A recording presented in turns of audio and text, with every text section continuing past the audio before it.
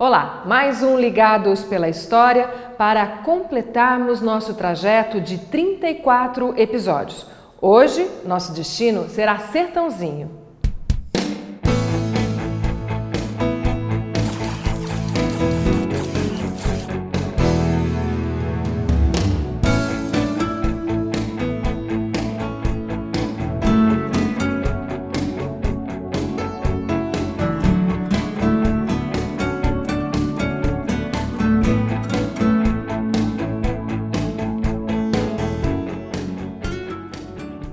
Vizinho de Ribeirão Preto, distante somente 26 quilômetros, é o segundo maior município entre os 34 que compõem a região metropolitana. Com pouco mais de 128 mil habitantes, Sertãozinho tem a sua economia voltada para o agronegócio, principalmente para a cana-de-açúcar, com destaque para grandes e importantes usinas em plena atividade e a indústria que dá suporte para esse setor. É muito comum no município a necessidade do terceiro turno de trabalho para fazer essa indústria produzir.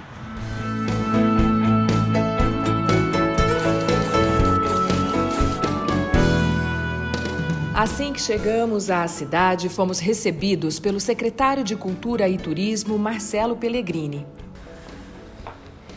Marcelo, prazer te conhecer. Seja bem-vindo, Adriana, você e toda a equipe. Obrigada por nos receber e a gente tem certeza, que a relação histórica de Sertãozinho, ela interfere, inclusive, nas relações industriais do Brasil, Então eu queria começar a nossa conversa, antes da gente começar o passeio, tentando entender o quanto a relação da produção industrial está ligada à identidade cultural do município de Sertãozinho. Na verdade, totalmente, Porque Sertãozinho, uma cidade com 130 mil habitantes aproximadamente, 550 indústrias instaladas e a única cidade no mundo que produz uma usina chave na mão, ela exporta para o mundo todo. Tecnologia, peças, equipamentos. Então ela recebe pessoas do mundo todo. Então o turismo de negócio é muito forte na nossa cidade, praticamente durante toda a semana.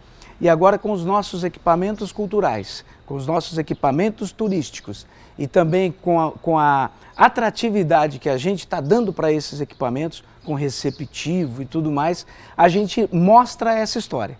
A atualidade do que Sertãozinho produz com o histórico do que Sertãozinho já fez e faz. E essa memória, que é uma memória presente, Porque é uma coisa que vocês faziam, mas vocês ainda fazem. Diferente até de alguns outros municípios, que essa memória vai ficando estancada, Em alguns períodos históricos, não é o que acontece em Sertãozinho. Essa memória industrial é o presente industrial e é o desenho que vocês fazem de Sertãozinho para o futuro. É isso mesmo?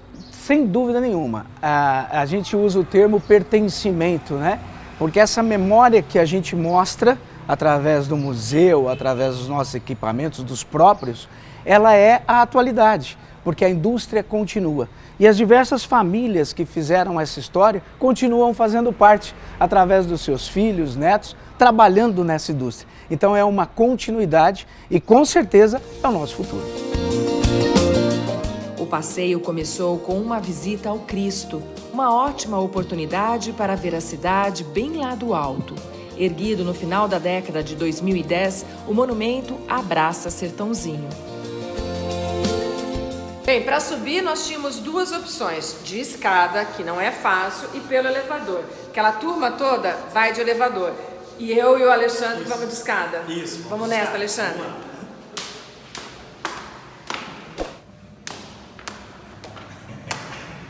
Primeiro andar. Quantos degraus? 192 degraus, um prédio de 56 metros de altura. Normalmente as pessoas sobem no elevador. Quem tem muito medo, tem pessoas que têm medo, têm problemas e elas preferem subir de escada. Então, aí a gente, lógico, é um acompanhamento que a gente faz para poder dar segurança para essas pessoas também. Bem, 6 andares depois... Tô inteira, viu, Alexandre? Não, mas eu nem senti. Ah, que bom, Faria tudo de novo. Obrigada, Alexandre, por me acompanhar pelo trajeto da escada. Minha obrigação. Foi um prazer. Lógico. O que é mais comum como reação da pessoa que chega aqui? Que não conhece muito bem Sertãozinho ainda. Primeiro, ela fica indignada porque a altura que engana, você olha de baixo, não parece ser tão alto, mas a hora que você chega aqui, você tem a dimensão da altura do Cristo, que são 56 metros. E lá de baixo não apresenta ser tudo isso, né? E também, né, a vista aqui é maravilhosa, uma vista, vamos dizer, ímpar. Tá? Em poucas palavras... Vamos falar o que a gente está vendo? Assim, muito diretamente a gente tem o centro. O centro da cidade, exato. Ali a gente tem um conjunto. Conjunto habitacional. Do lado lá de trás, a usina qual é? Aquela lá é a Santo Antônio. A Santo Antônio, está bem pertinho da cidade bem agora, pertinho, né? Não, praticamente porque já foi longe, agora é muito perto, né? Não, sim, ela está praticamente já dentro da cidade ali. Tá, então aí a gente vira tudo para cá, porque de lá é tudo cana, né? Isso, então a gente faz aqui uma geralzana por lado de cá, aí a gente tem aquela lagoa ali. Isso, aquela ali é a lagoa aqui do nosso parque também, tá? Que é o nosso parque linear, recentemente inaugurado. E temos outra aqui em cima, essa segunda lagoa é particular. Entendi. E aí, na sequência, a gente já está indo para a estrada. Aqui é o Distrito Industrial, tá? Aliás, veja bem, é um braço minúsculo do distrito, porque o distrito é monstruoso, tá? É praticamente uma outra cidade. Maravilha. Desde 2014, esse espaço passou a integrar o Caminho da Fé. Exatamente. E hoje é uma parada. É uma parada, vamos dizer, obrigatória. Mesmo porque ele se inicia aqui e vai até Tambaú. Tá? Em Tambaú, geralmente o peregrino ele pega já um certificado. Esse certificado é requerido de Sertãozinho a Tambaú. Tá? E se o peregrino for até Aparecida, ele sai aqui de Sertãozinho, passa em Tambaú, a hora que ele chega em Tambaú para fazer o registro, ele já pega esse certificado e complementa até aqui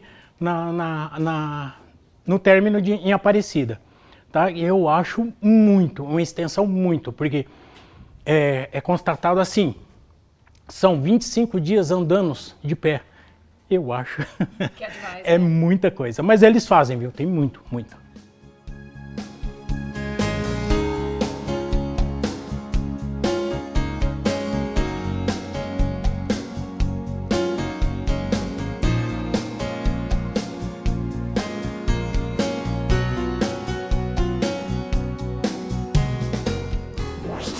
Marcelo, quem está aproveitando o passeio, né, no Cristo tem a chance ainda de apreciar algumas obras do Sr. Walter Petit Carraro, que faz parte aqui desse conjunto. Perfeito. Essas obras elas foram cedidas pela família do Sr. Walter a Sertãozinho, e a gente fez um trabalho através da OSC Galera da Gancho, que por uma emenda parlamentar recebeu o recurso e fez o restauro. E a gente entendeu por bem centralizar essas obras, porque elas estavam espalhadas. Então eles fizeram o restauro e fizeram essa instalação aqui no Parque do Cristo. Então, além de poder usufruir de toda essa arborização do Monumento do Cristo, nós ainda temos as obras que resgatam aí a memória do Sr. Walter Petit Carraro e toda a família. Uma parte desse conjunto de obras é o próprio presépio. Exatamente. Praticamente essa parte aqui é o presépio, e lá no Céu das Artes a gente vai ter as panteras. Então a gente colocou dessa centralização para que o pessoal entenda. E aqui, inclusive, eles fizeram um negócio interessante, simples, mas interessante, que foi colocar nome, para que as pessoas entendam o sentido do presépio. E isso está aqui no Parque do Cristo Salvador.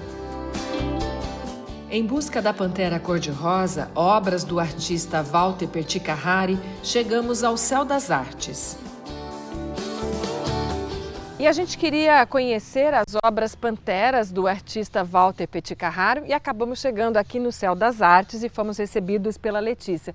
Letícia, você que faz a gestão desse espaço, as crianças, os jovens, curtem ver essa escultura?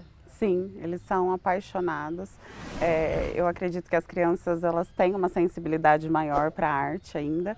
E a interação com eles é muito grande, então é o principal atrativo aqui do nosso jardim. Bem, o espaço é grande e tem muita coisa acontecendo. Tem espaço para a juventude, tem circo. O que rola aqui no cotidiano do Céu das Artes? Bom, aqui nós integramos arte, né, educação, cultura, então tudo isso conversa muito bem. temos atividades de oficinas culinárias, Cinecel, em parceria com o MIS, Museu de Imagem e Som de São Paulo. Integramos também associações que trazem para nós teatro, hip hop e diversas outras atividades culturais. E tem uma relação bem próxima com os bairros que estão ao redor, né? A gente está bem já no finalzinho, né, do município de Sertãozinho e tem essa identidade, esse pertencimento que a gente já falou um pouquinho antes aqui hoje, com a comunidade. Exatamente. A proposta do CEL realmente é que eles entendam que esse equipamento é parte da rotina de cada um deles. Então, nós temos uma relação muito próxima com a comunidade. Normalmente, os jovens, adultos, crianças que nós recebemos aqui, eles participam de diversas atividades. Então, nós atendemos muitas vezes a criança, atendemos os avós através de aulas, os pais, então é tudo muito próximo. Embora Sertãozinho fique bem pertinho e a gente pensa que conhece a cidade, posso assegurar que vamos mostrar coisas que você não sabia. Conhecida como capital mundial do setor sucro-alcooleiro, Sertãozinho tem a sua história vinculada ao plantio da cana, à produção de açúcar e álcool, à metalurgia e à industrialização de equipamentos pesados para usinas e guarda o pioneirismo no Brasil da inseminação artificial. Leonardo, é certo eu dizer que Sertãozinho é uma matriz nessa produção da inseminação artificial? Sertãozinho seria um berço aqui no Brasil. A técnica da inseminação tem mais de 100 anos, ela tem uma criação internacional, mas desde a aplicação até o uso dela mesmo, ela tem quase 100 anos. Mas no Brasil, a primeira empresa de inseminação artificial instalada aqui no nosso país, ela é de Sertãozinho, que é a Lagoa da Serra, né? Inclusive, está fazendo 50 anos esse ano, né? A empresa que foi adquirida por um grupo holandês-belga, CRV, mas ela tem 50 anos de história, na vanguarda, na liderança. Então a gente pode dizer sim que Sertãozinho ele é o berço da inseminação artificial no Brasil. E ao ser o berço, interferiu nessa área, acelerou os processos no Brasil como um todo?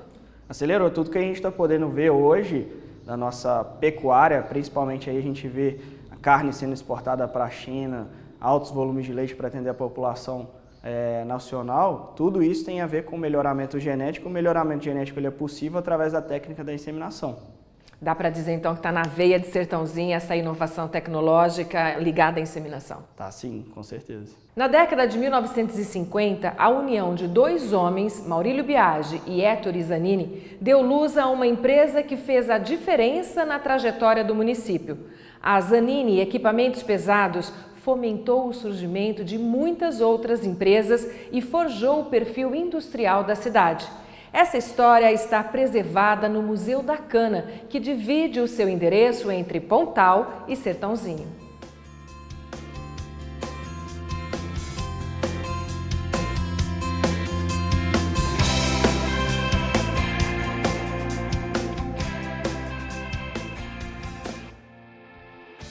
E diz a história, a pesquisa, que esse espaço, a oficina Schmidt, era o coração desse lugar, era a razão também de existir, além da mão de obra, que era muito importante, era essa oficina. Era considerado o berço da metalurgia aqui dessa região. Nessa oficina, ela se divide em 3 espaços. A gente tem a carpintaria, por onde a tora entrava naquele rolete, deslizava até essa mesa, onde ela começava a fazer as pranchas, os cortes. E dali ela vinha para esses outros equipamentos para receber a moldagem para aquilo que queria ser construído. Uma carroça, um banco, mas principalmente para replicar as peças que quebravam da usina Schmidt. Então, como por exemplo, depois que vinha do torno que era feita os moldes, para a produção dos moldes, ia para a fundição. Aquela área ali é a fundição. Então, os moldes eles teriam que estar exatamente nos mesmos ângulos e formato da peça que quebrou. Era recriado em madeira. Essa madeira, a partir desse miolo, né, que era a reprodução da peça, era feita uma caixa, que era o negativo. Essa caixa era retirada esse miolo, essa caixa era preenchida com metais. Olha outra questão da sustentabilidade. Tudo que era metal que quebrava era derretido e era transformado em outro objeto. Então esse líquido era derretido, colocado nesse molde e esfriado naquela área. Terminado, pegava essa peça para repor ali nas máquinas da usina Schmidt. Aqui formaram profissionais. Aqui nasceram os industriais de metalurgia que a gente vê até hoje por aqui. E o Balbo, e o Atílio Balbo, tudo que ele aprendeu nessa oficina, no campo, na lavoura, quando ele trabalhou de menino e de adulto aqui e depois na usina, todo esse conhecimento ele replicou na usina Santo Antônio.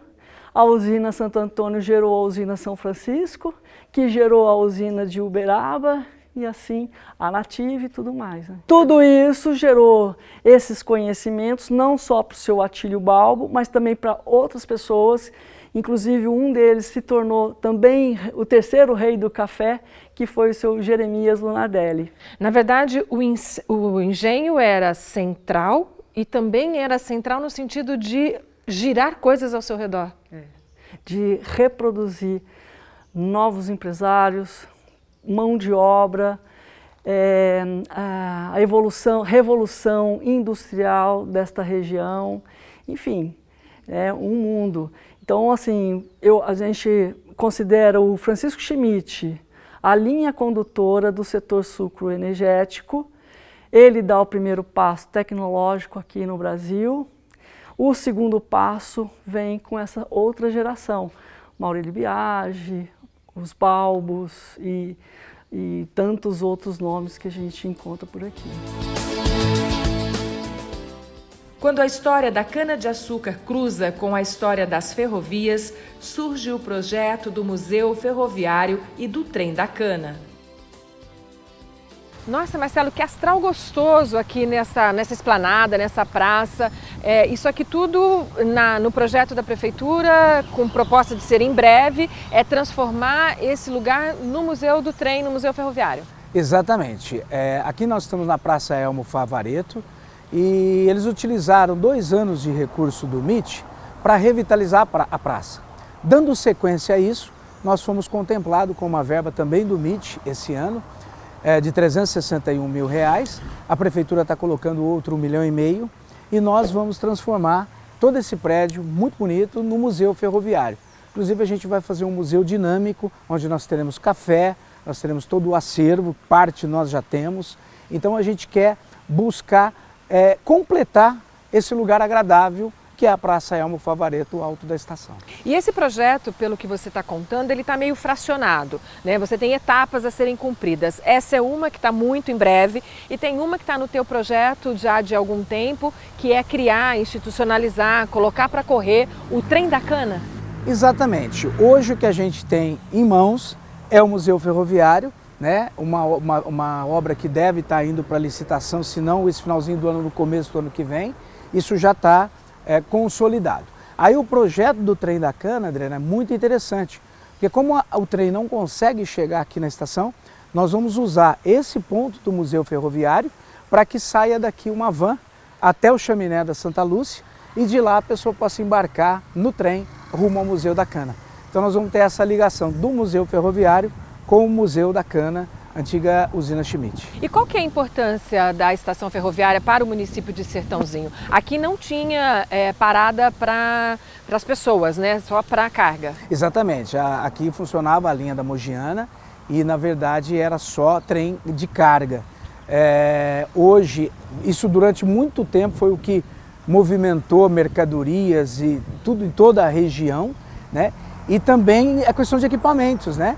Porque acabou a usina Schmidt, hoje o Museu da Cana, foi o nascedouro aí da indústria de equipamentos de Sertãozinho.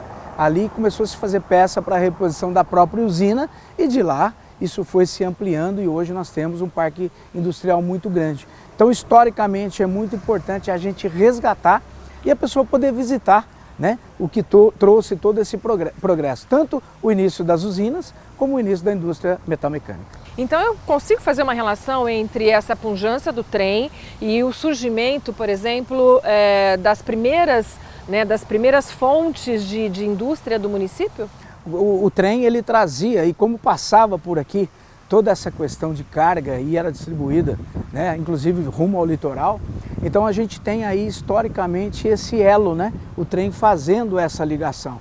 E como a indústria de Sertãozinho ficou muito forte em equipamentos, uma das maiores do mundo, então a gente quer contar essa história que hoje está muito ligada ao setor sucroenergético. Queria conhecer essa chaminé da usina, a gente pode ir lá? Com certeza.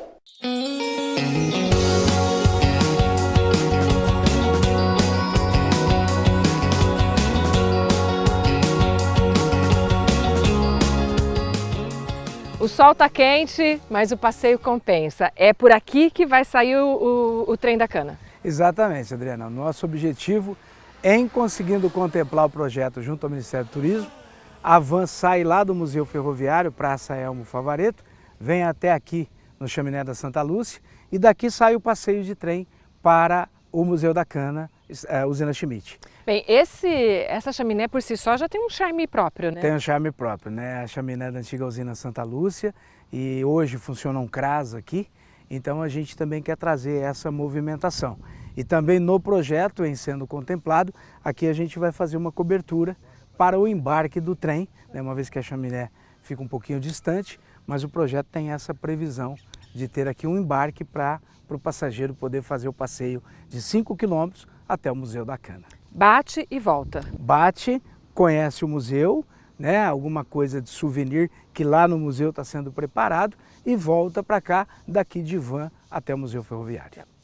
Pode faltar tudo, mas história não vai faltar, né? História não vai faltar e o objetivo é que daqui da Santa Lúcia até o museu nós tenhamos monitores contando um pouquinho a história da ferrovia e a história da usina e industrialização de Sertãozinho. Marcelo, a gente já entendeu que ainda é um projeto, que vocês estão cumprindo etapas, fazendo as parcerias devidas, as questões ferroviárias no Brasil têm os seus interlocutores no governo do estado, no governo federal, e a torcida é para que dê certo, mas vocês ainda não têm a máquina, também vai ser um desafio nesse meio do caminho. Justamente, isso é muito importante pontuar, a sua fala está perfeita, Adriana, por quê? Porque a gente não pode colocar isso, né, se fazer projeto de trem com recurso próprio é uma coisa inviável para qualquer orçamento. Então a gente precisa desse aval do Ministério do Turismo, que o prefeito Dr. Ilcinho já está fazendo essas articulações. Nós já produzimos um material para ser encaminhado ao Ministério. Então a gente está com muita fé e boa vontade para que isso aconteça. E a outra etapa é novamente fazer movimentos junto à FCA para que a gente consiga, por comodato, as máquinas e os carros de passageiro.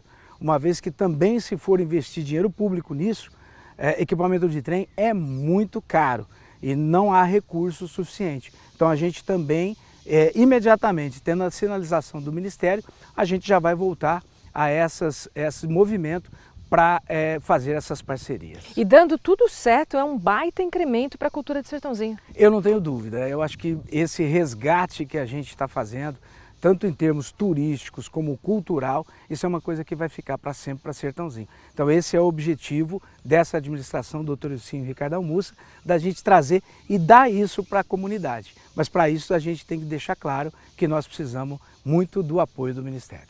Eita, gente, sai do trilho porque o trem vai passar. No Trem da Cana, os passageiros irão vivenciar a experiência de viajar sobre um trecho de uma linha férrea centenária. Nos finais de semana, uma van levará os passageiros do museu até o ponto de saída, uma mini estação na Chaminé de Santa Lúcia, onde partirá para um belo passeio de aproximadamente 30 minutos até o Museu da Cana. Esse é um trajeto que tem como principal paisagem os canaviais, imagens do referencial simbólico que está na base da história socioeconômica da região. O público do Trem da Cana terá um perfil bastante diversificado. entendendo como potenciais usuários as pessoas que vivem principalmente nas cidades de Pontal, Sertãozinho, Ribeirão Preto e demais municípios, num raio de abrangência de 200 quilômetros.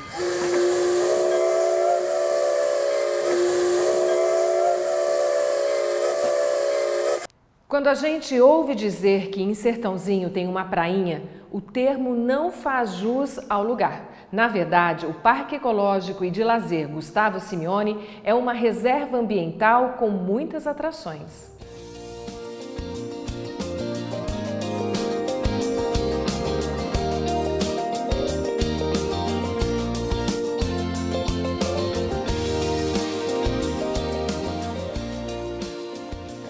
Márcio, é grande aqui, né? Grande. A gente cansa para dar a volta, tanto é que a gente vai fazer de carro, né? Isso. Agora conta, o que tem aqui? O Parque Ecológico de Lazer Gustavo Simeoni, ele tem uma área de 822 mil metros quadrados, sendo uma das maiores lagoas da região, com 44 alqueires de corpo hídrico de água. Além disso, o Parque Ecológico, ele tem pistas de Cooper e de ciclovia, como essa que nós estamos caminhando. Nós temos também 3 academias ao ar livre, 3 playgrounds, nós temos a prainha com 12 quiosques, 16 pedalinhos, uma piscina com 2 milhões de litros d'água, piscina infantil, baldões, nós temos ambulatório com o enfermeiro todos os dias e os médicos aos finais de semana. O parque possui também 4 quadras, 2 quadras de tênis, 4 canindés e 2 campos de futebol oficial, tudo com vestiário e acesso ao portador de necessidade especial. Em relação à reserva ecológica, né? Quais são os atrativos, né? O que vocês preservam aqui enquanto uma área verde? O parque ele possui uma área de extensão que fica ao nosso fundo, inclusive você consegue visualizar, Adriana, onde nós temos catalogados mais de 180 aves dentro do Parque Ecológico e de Lazer Gustavo Simeoni. Houve também o aparecimento do tamanduá mirim, da onça parda, além das capivaras e os animais, o largato-teú e vários outros animais da área silvestre. É importante enfatizar, Adriana, que nós do Parque Ecológico recebemos a águia pescadora, que ela faz toda a extensão da América do Sul, saindo do Canadá, e ela para aqui e ela fica cerca de 2 meses aqui, porque justamente devido a essa lagoa de 44 alqueires de corpo hídrico de água. E ela é visível? A gente enxerga ela? Consegue enxergar. Que período do ano que ela vem? Em setembro e outubro. E em relação, inclusive, a alguns animais que, com o passar do tempo, vão ficando muito próximos, que é o caso da Maria. É o caso da Maria, que é uma jiboia que nós temos aqui no Parque Ecológico, que ela fica normalmente na beira da mata. Ela vem para comer pequenos pássaros, se alimentar de pequenos pássaros, então ela é visível também. Mas ela é temperamental, ela não aparece quando a gente quer, não. Ela só vem quando ela quer. Quando ela quer.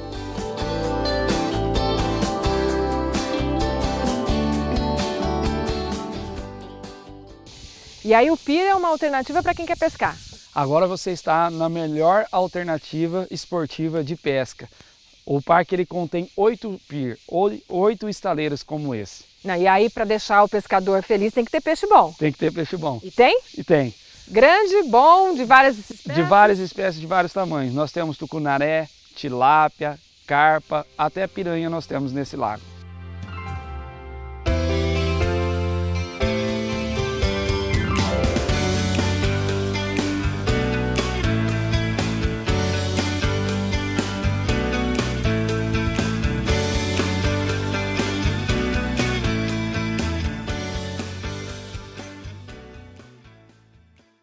A cidade, que trabalha 3 turnos para garantir a produção industrial, quer também enaltecer os seus artistas, como é o caso de Mané Gaiola. A própria história da produção cultural do Mané Gaiola está relacionada ao Sertãozinho, porque ele é daqui. Sim, Mané Gaiola é um artista, né, de Sertãozinho, e ele tinha uma paixão muito grande por carnaval, e ele começou criando bonecos em tamanho real, era só uma estrutura de metal, que eles vestiam e saíam, alegoricamente fazendo, né? E depois, com o passar do tempo, ele começou a articular mais, tem os bonecos que tinham movimentos, né? E as obras dele foram restauradas recentemente, estão em exposição permanente aqui no Museu da Cidade. Essas que a gente está vendo no museu, elas foram produzidas para o museu ou elas já foram para a rua um dia e hoje elas estão aqui hoje compondo o acervo? Elas já foram para a rua e hoje elas fazem parte permanente do acervo dele aqui no Museu da Cidade. Quem visita o museu, o que mais pode acessar? Tá. Nós temos várias exposições, mas com datas definidas, pré-definidas, né? O museu conta com várias obras de grandes artistas locais também.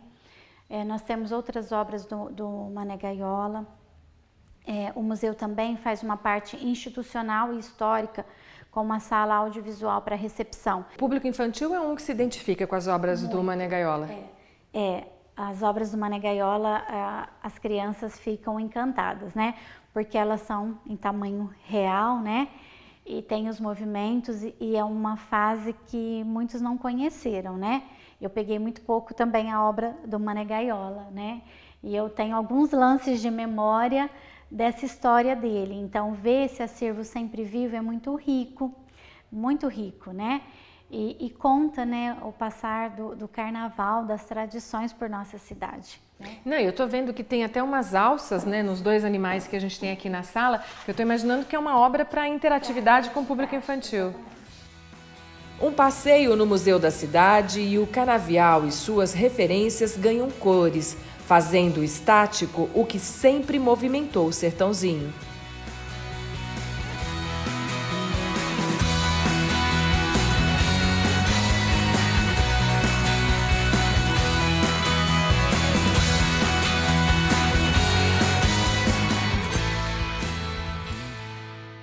Um pouco mais distante, no distrito Cruz das Posses, fica a Colônia Preta, um remanescente rural que preserva a história e celebra a devoção a São Benedito. Dona Maria da Conceição, bisneta de escravizados, manteve a tradição de orar para o santo até 2011, quando faleceu aos 94 anos de idade. Mas essa é uma história que deixou herdeiros. Meu nome é Mamedes, né? Eu sou filha da Dona Maria. Eu sou neta da Marcelina. Queria, assim, que meus filhos, meus netos, meus bisnetos, os netos dos meus irmãos, seguissem essa tradição, não deixassem morrer como a minha mãe pediu. Então, ao mesmo instante, eu também peço, não deixe a tradição morrer. Aquele que aqui, esse pedacinho nosso, é para nós passar de geração para geração. Se São Benedito abençoar todos nós, nunca vai morrer.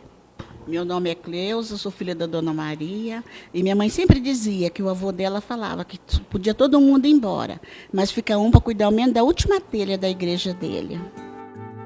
A festa para o santo reúne os fiéis que antes da oração preparam a comida. E viva São Benedito! Viva São Benedito! Viva! Viva São Benedito! Viva! Tem bolachinha. Nós chamamos isso aqui de bororoca, tá, né? Aí cada um fala o nome, é rosquinha, é bolachinha, né? Mas o nome é bororota, né? Amendoim, bolo e muitas flores para colorir o dia do encontro. A procissão segue pelo meio do canavial e na chegada mais oração, música e muita alegria. A resistência de alguns preserva a história que o tempo moderno às vezes empurra para trás. E viva São Benedito!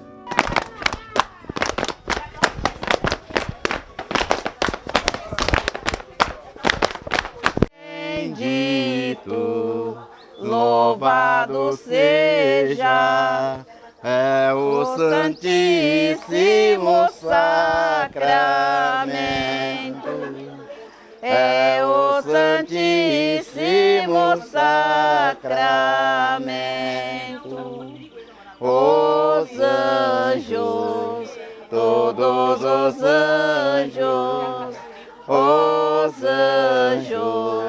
todos os anjos, louvem a Deus para sempre. Amém. Antes de ir embora, uma visita ao Parque de Lazer Guiomar Carvalho Benelli, um novo espaço para a população de Sertãozinho.